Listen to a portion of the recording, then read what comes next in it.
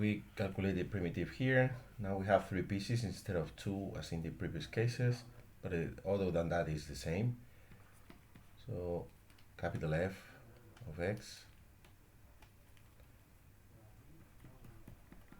is equal to these 3 parts.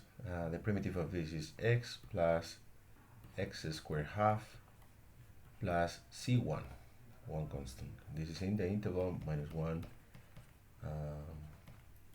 minus 1 half, right? The primitive of this is just x half plus c2, another constant, and it's in the interval minus 1 half, 1 half.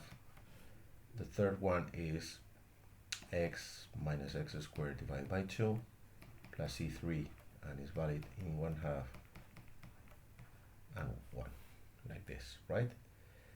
Now continuity requires 2 things. First, at minus 1 half, these 2 functions coincide. So at minus 1 half, this first function is minus 1 half plus 1/8 plus c1. That must be equal to this one at minus 1 half, which is minus 1/4 plus c2. All right. Okay. This one here is minus 4 plus 1 is minus 3, so you have here minus 3/8 plus c1, and this is minus 2/8 plus c2. Okay, which means that the c2 is equal to minus 1/8 plus c1. All right.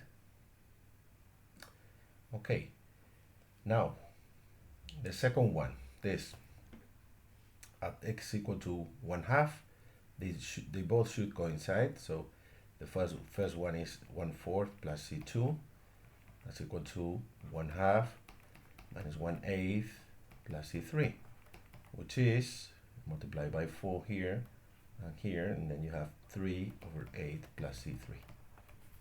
Okay, just subtract this from this, and then you get that c3 is equal to 2 minus 3 is minus 1, so minus 1/8 plus c2.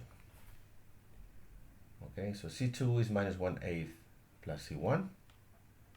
So let me write it here. Minus 1/8 plus c1.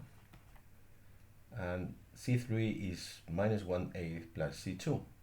So c2 is this, so it's going to be minus 2 plus c1, 2/8, which is minus 1/4 plus c1. So here we can write minus 1/4 plus c1. Now we have a continuous function, and all that is left is to determine c1. And for that, we impose the condition that at minus 1 the function must be 0. So minus 1 is given by this expression. So we have minus 1 plus 1 half plus c1 is equal to 0.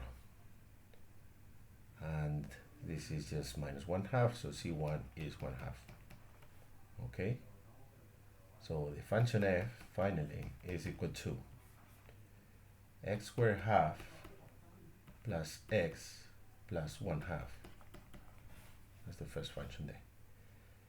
Now in the second function we have minus 1/8 plus 1 half, which is 4/8, so this is 3/8. So here we have x half minus 3/8. Okay, and finally in the last one we have minus 1/4 plus 1 half, which is, this is 2/4, so it's 1/4. Okay, so we have 1/4 plus x minus x squared divided by 2. So this is valid when x is between minus 1 and minus 1 half. This is between minus 1 half and 1 half. And finally this one is between 1 half and 1, right? There you go.